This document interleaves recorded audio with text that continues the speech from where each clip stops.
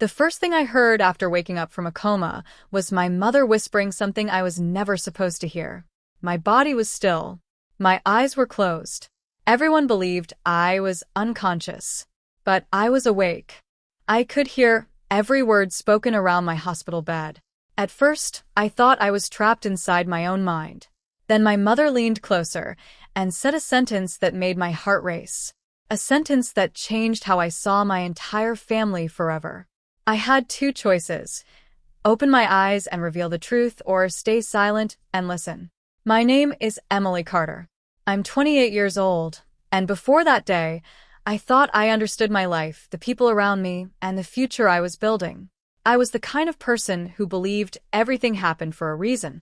I believed family meant safety. I believed the people who loved you would always protect you. I never imagined that one ordinary morning would separate my life into two completely different versions: the person I was before the accident and the person I became after. I lived in Denver, Colorado, where I worked as a marketing coordinator for a small design company. My days were busy, but fulfilling. I loved creating things, solving problems, and seeing ideas turn into something real. Outside of work, my life was simple. I enjoyed weekend coffee runs, long walks, and quiet evenings with the people I cared about most. My mother, Linda, was the person I trusted more than anyone. After my father passed away when I was young, it was always the two of us. She raised me, supported me, and reminded me that no matter what happened in life, we would always have each other. At least, that was what I believed. I was also engaged to Daniel, the man I thought I would spend the rest of my life with. He was patient, thoughtful, and the kind of person who made difficult days feel easier. We were planning our wedding, talking about buying a home, and imagining the future we would create together. Everything felt normal. That was what made the day of the accident so terrifying. It started like any other morning. I remember rushing out of my apartment because I was running late for work. I grabbed my coffee, checked my phone, and laughed at a message Daniel had sent me before heading out. It was a completely ordinary moment, a moment I thought I would have thousands of times again. But I didn't know that my life was about to change within minutes. The accident happened on a rainy afternoon while I was driving home. The roads were slippery, visibility was low, and everything happened so quickly. One second, I was listening to music and thinking about dinner plans.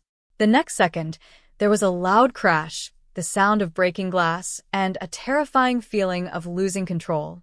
After that, everything went dark. Doctors later told my family that I had suffered a severe head injury and was placed into a medically induced coma to allow my brain time to recover. Everyone waited for me to wake up. Everyone hoped I would open my eyes. But what nobody knew was that somewhere deep inside that darkness, I was already awake. And I was about to hear something that would change everything I thought I knew. The first thing I noticed was the sound. A soft, repetitive beeping. At first, I thought I was dreaming. Somewhere far away, I could hear a machine making the same sound over and over again. It was slow, steady, and strangely comforting. But then I heard another noise. Voices. Muffled voices moving around me. I tried to open my eyes. Nothing happened. I tried again, harder this time, forcing every bit of energy I had into that simple movement. But my eyelids felt like they were made of stone. My body felt heavy, almost like I was trapped underneath a layer of invisible weight. Panic started rushing through me. I wanted to move my hand. I wanted to turn my head. I wanted to scream and tell someone that I was there. But my body would not listen. For a few terrifying moments, I wondered if I was still alive. I wondered if this was some strange space between life and death, where I could hear the world, but could no longer be part of it. Then I heard a familiar voice. Emily. It was my mother. The sound of her voice brought a strange wave of relief through me. If my mother was there, then everything had to be okay. She would know what to do. She would tell me I was safe. At least, that was what I believed. Over the next few hours, I slowly started understanding what had happened. I could hear nurses walking in and out of the room. I heard doctors talking about my condition. I heard machines around my bed, keeping track of my heartbeat. They all thought I was unconscious. They all thought I was somewhere far away. But I was there. I was listening. A nurse came in and gently explained my condition to my mother. She said my recovery could take time. She said some patients in comas could still process sounds and emotions around them. That sentence stayed in my mind, because suddenly I realized something. Maybe I wasn't completely trapped. Maybe I wasn't helpless. Maybe every word spoken around me mattered. For the first time since the accident, I stopped fighting to open my eyes. Instead, I focused on listening. I listened to every footstep, every whisper, every conversation. And slowly, I began noticing something strange. The way people spoke changed when they thought I couldn't hear them, especially my family. And then, late one night, when the hospital room became quiet and the lights were dim, I heard my mother walk toward my bed. She leaned closer, and what she said next made my entire world stop. That night was the moment everything changed. Until then, I had been holding on to one simple belief. When I finally opened my eyes, I would see the same people I remembered. My mother would smile. Daniel would hold my hand. Everyone would be relieved that I was back. I thought waking up would be the beginning of healing. I never imagined it would be the beginning of discovering the truth. The hospital room was quiet. I could hear the faint sounds of footsteps passing in the hallway, the soft hum of the machines beside me, and the occasional voice of a nurse checking on another patient. Then I heard the door open. Slowly. My mother walked in. I recognized her immediately by the sound of her shoes against the floor. She always walked quickly, like she was carrying the weight of the entire world on her shoulders. But that night, she sounded different. She sounded scared. She pulled a chair close to my bed and sat down. For several seconds, she didn't say anything. I could feel her presence beside me, even though I couldn't see her. Then she whispered something that made my heart freeze. "Emily, I don't know what I'm going to do if you wake up." My entire body felt like it stopped. Why would she say that? Wasn't waking up supposed to be the best thing that could happen? I wanted to open my eyes. I wanted to ask her what she meant, but I stayed completely still. Then my mother started crying. "I thought this would never happen," she said quietly. "I thought we would have more time." More time for what?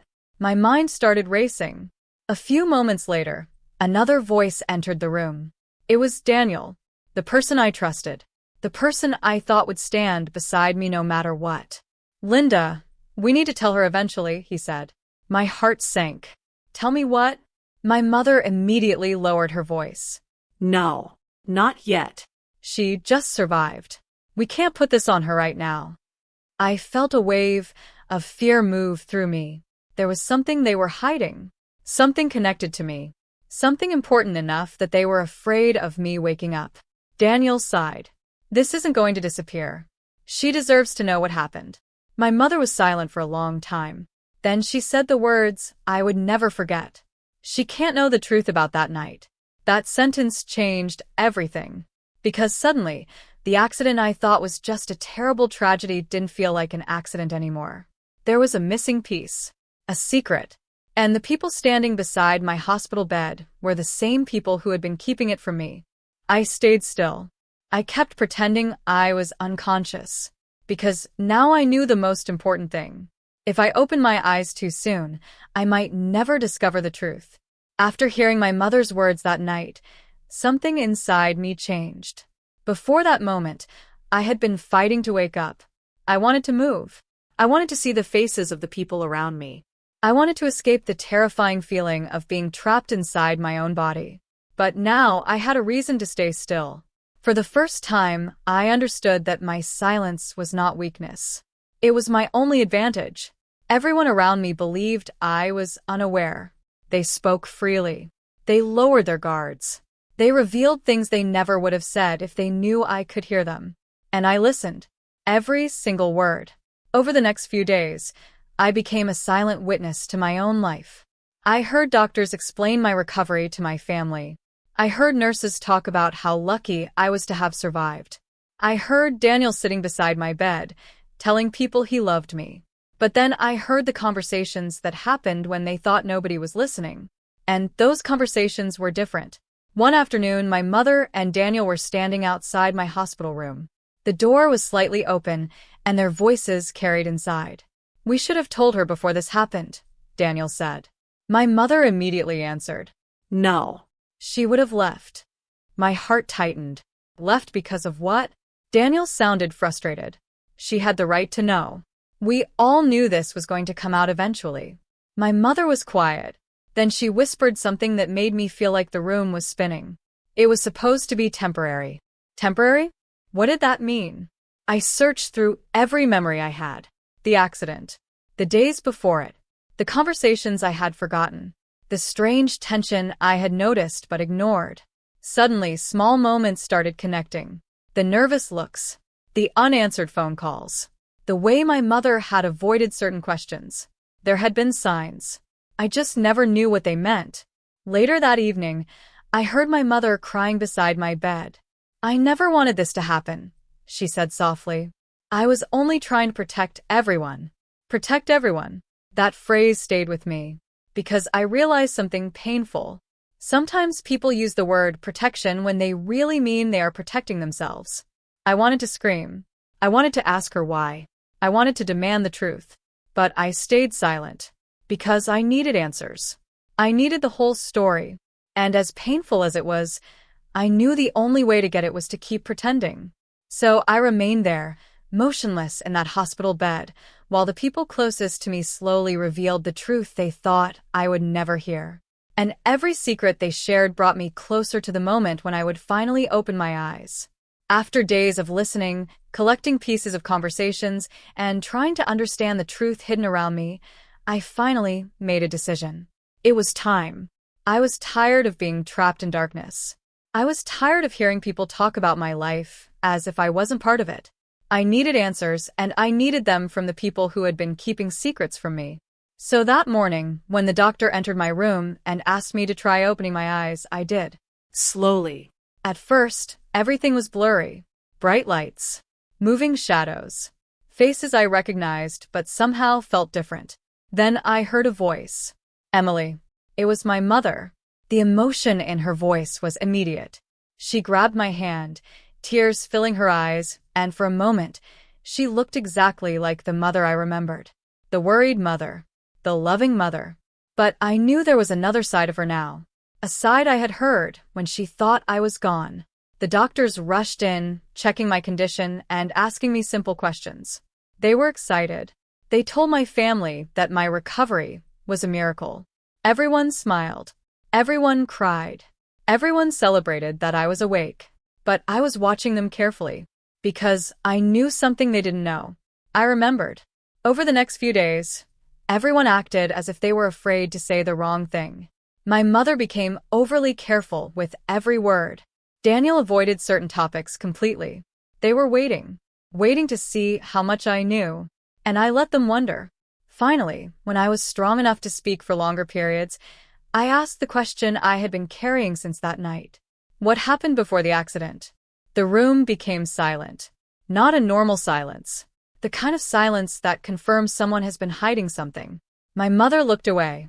Daniel took a deep breath. And that was the moment I knew. They could no longer hide behind excuses. They finally told me the truth. The accident had happened on a night when Daniel and my mother had been driving to meet me because they wanted to discuss something important. Something they had delayed telling me for weeks. There was a secret involving a decision they made without my knowledge. A decision that changed my future. And when I heard the full story, I realized the hardest part of waking up was not the pain in my body. It was accepting that the people I trusted most had been protecting a truth from me. But this time, I was awake. And this time, they had to face me. Recovery after the coma was not just about learning how to walk again, or getting my strength back. The hardest part was learning how to trust again. My body was healing, but my heart was still trying to understand everything I had heard while lying in that hospital bed. For weeks, I replayed those conversations in my mind. My mother's voice. Daniel's hesitation. The things they said when they believed I would never know. It changed the way I looked at them. Not because I wanted to hate them, but because I finally understood that love without honesty can still hurt you. My mother apologized many times. She cried. She told me she thought she was making the right choices. She said she was afraid of losing me, but fear does not erase the damage it causes. I needed her to understand that. I told her that the hardest part was not the secret itself. It was knowing that while I was fighting to come back, the people I loved were deciding what parts of my own life I was allowed to know. Daniel also tried to explain his choices. He admitted he should have told me sooner. He admitted he was afraid of how I would react. But trust is not rebuilt through explanations. It is rebuilt through actions. Slowly, I began focusing on myself, my recovery, my future, the person I wanted to become. The coma had taken away weeks of my life, but it had also given me something unexpected. Clarity. I realized how quickly everything can change. One moment, you are planning tomorrow. The next, you are fighting just to wake up. I stopped taking simple things for granted.